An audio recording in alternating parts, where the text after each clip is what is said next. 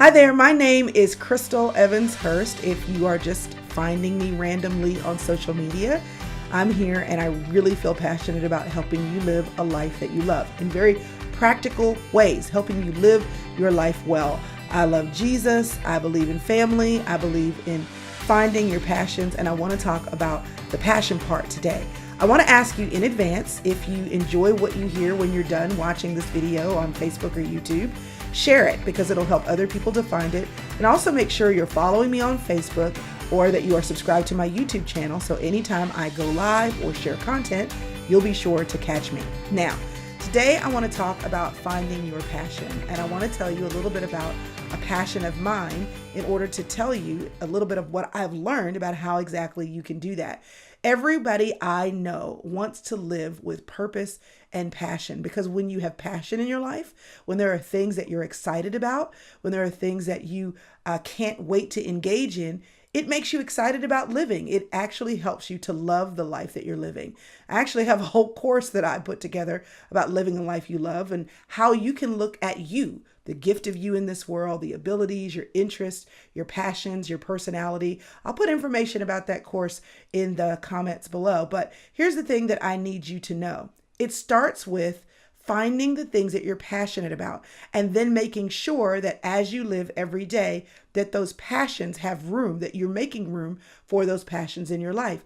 Passion is what makes you excited about your day. It's what lights the fire in your soul. It's what you can't stop talking about. It's the thing that you're interested in that everybody else isn't, but you get excited about that thing. So let me tell you about a little passion of mine, and I'll tell you about what you can do to find your passion too. I love all things technology. I mean, yes, I love to write, and yes, I love to speak, and yes, I love Jesus, and yes, I love my family. But y'all, put me in front of a computer, let me geek out on figuring things out, or better yet, let me geek out on going live and making videos and all the things. I just can't get enough of it. And I love learning. So I'm constantly teaching myself new things. In the sphere of technology, I also love something that's a little bit more narrow than that. I love photography and videography. And so any chance I get, because I'm a wannabe photographer, like I like doing it, but I'm not, like super schooled in that topic, I should say. So anytime I get a chance to learn a little bit more, I do. So yes, I'll watch YouTube videos, but I also own a DSLR. That's what I'm shooting on right now, my old school 7DD. And I will take it out and try to learn some things. Now you would think, because I actually have a daughter and a son-in-law who are photographers, like professional photographers, you would think that I would know all the things, but no, they're the professionals. I'm the hobbyist. And any chance I get an opportunity to learn more about my camera and how to use it better, I like to take advantage of those opportunities. So just recently, my husband and I took a trip to Hawaii. We just celebrated 20 years of marriage. I know, I don't look like I've been married for 20 years, but I have. Anyway, we went to Hawaii. It's my favorite place, one of my favorite places in the whole wide world.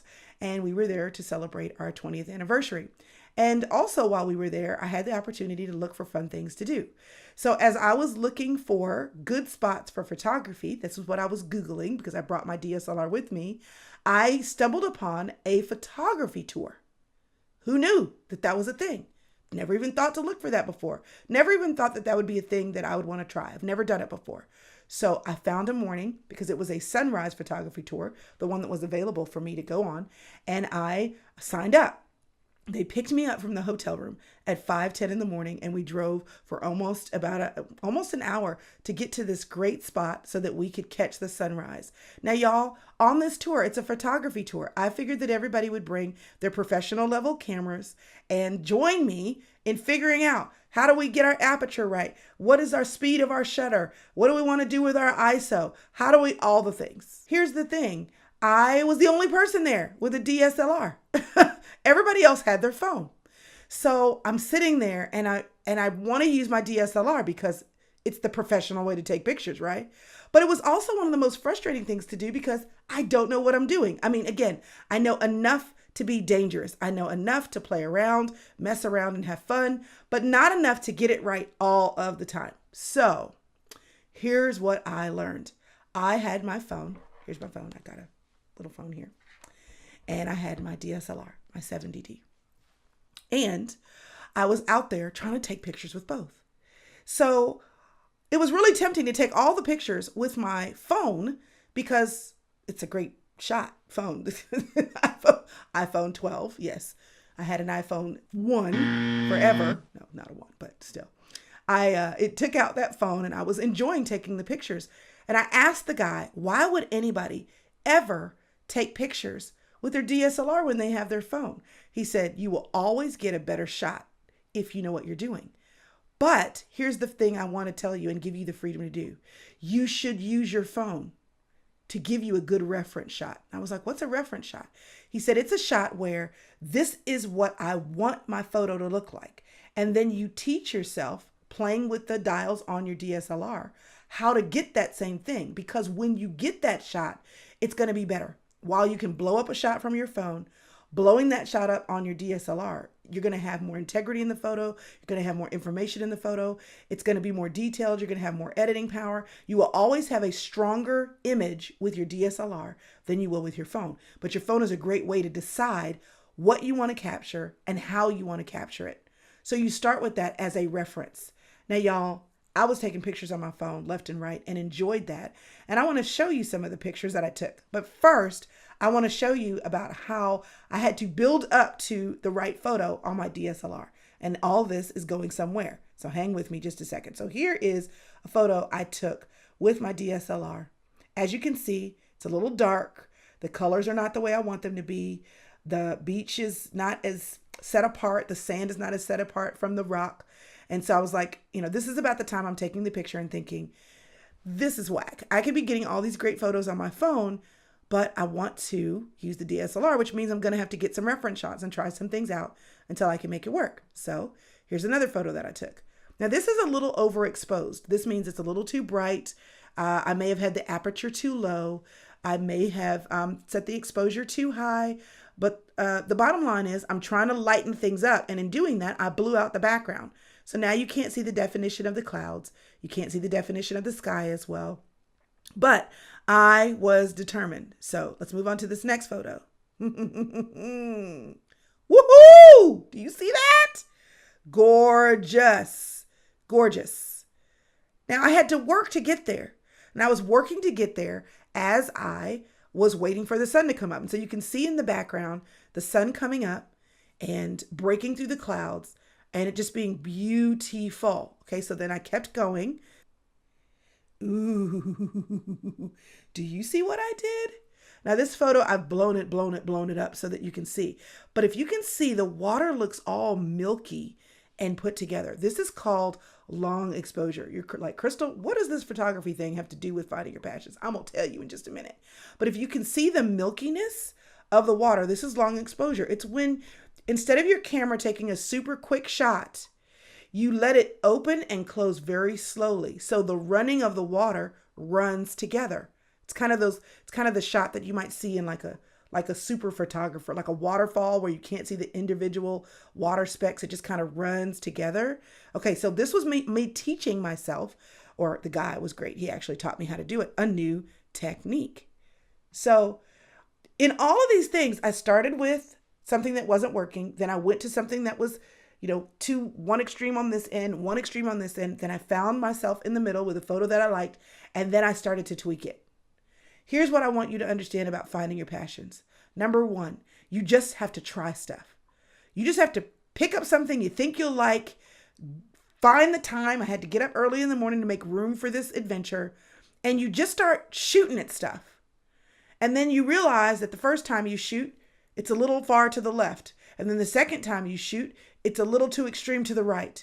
And you just keep trying stuff until you're like, ooh, breakthrough. I think I see something that I love. And then after you find that breakthrough, you start fine tuning it.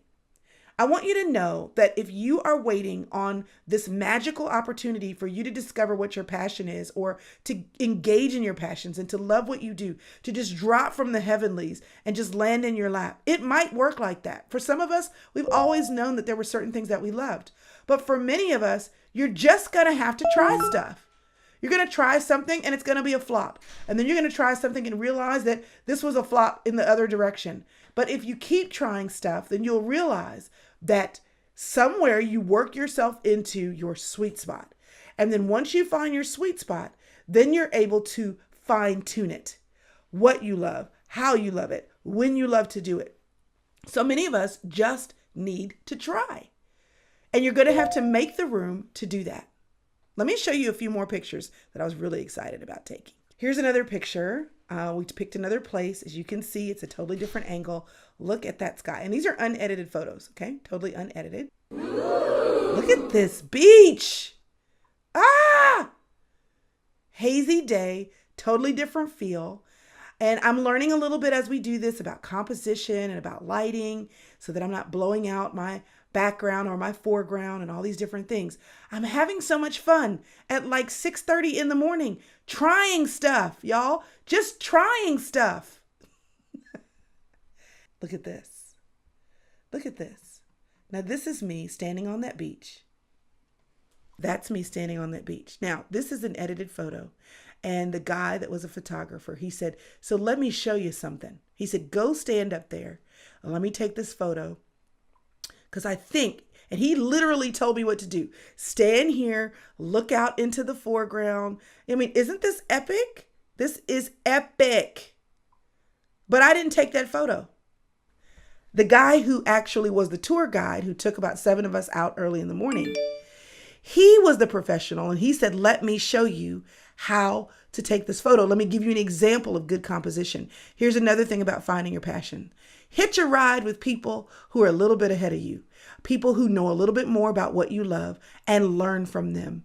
Literally, finding a mentor, and that mentor doesn't have to be somebody you know in person. It can be a book you read. It can be a YouTube channel you follow. It can be a membership that you have. Those of you who are watching, who are in the inner circle, and you get these live videos with me every Monday morning and have the opportunity to ask questions as a part of your membership. Most of you are here because that's what you say. Chrystal, I actually want to learn from you. And there's nothing wrong with that. There's nothing wrong with finding your passion by hitching a ride with somebody else who is doing something you want to do, or who is providing information that you want to have, or who's engaged in an activity that you'd like to learn more about. There is nothing wrong with trial and error. There's also nothing wrong with figuring out how to do the thing and having to get behind somebody else who knows a little bit more than you. So stop thinking that passion and living a life that you love, that is full of your passions, is something that's elusive. It really is as simple as go out and try stuff and get it wrong. Then go out and try stuff again and kind of sort of not get it right. And then keep trying until you find your sweet spot and then fine tune it. Making room for the things that you are interested in is important. Everybody is not interested in what you're interested in.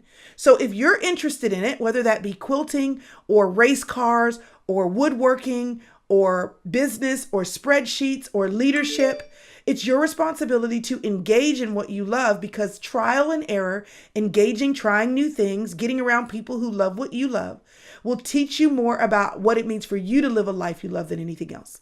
I have a senior who will be graduating this year and going to college. He doesn't know what he wants to do. And all of the time he's been taking dual credit because we homeschool. I've been saying, take classes, try things. He's like, well, I don't know anything about that. That's the whole point. If you're interested in it, try it to see if you want to learn more. And the great opportunity in college and going to college is you get an opportunity to dive deeper into things that we couldn't do here. I don't know anything about engineering at all. But he can take a couple of classes or talk to his uncle or his brother-in-law who used to be an engineer. And that is a part of the trial and error process. I've been giving my son permission to have trial and error, and I'm giving you permission to do the same. I'm so glad that you're here. I'm so glad that you're here and excited to learn about passion. And I also want to encourage you that the road to passion is not a linear road. It is trial and error, 2 steps forward, sometimes 1 step back, realizing that you're on the wrong path, going through the brush to get to the right path, and just moving forward. And if you'll just be committed to moving forward, I guarantee you that you'll be on the road to living a life you love that is sprinkled with lots of opportunity for you to be passionate about the things that you love doing too. I hope this has been helpful to you. I hope you enjoyed looking at my pictures. Don't forget to share this video with those that you think could use an encouraging word about passion. And then after that, I want you to make sure that you have liked my Facebook page or that you subscribe to my YouTube channel. And just to make sure that you never miss anything ever again, I want you to know that you can join my email list by going to crystalevanshurst.com. When you get there and you sign up for my email list, if you'd like to be a part of the live audience that gets these videos every Monday morning, simply look into joining my inner circle. There's information on my website about that too. All right, listen, you only have one life, and every day you have the opportunity to choose to live. Take care, and remember, I am for you.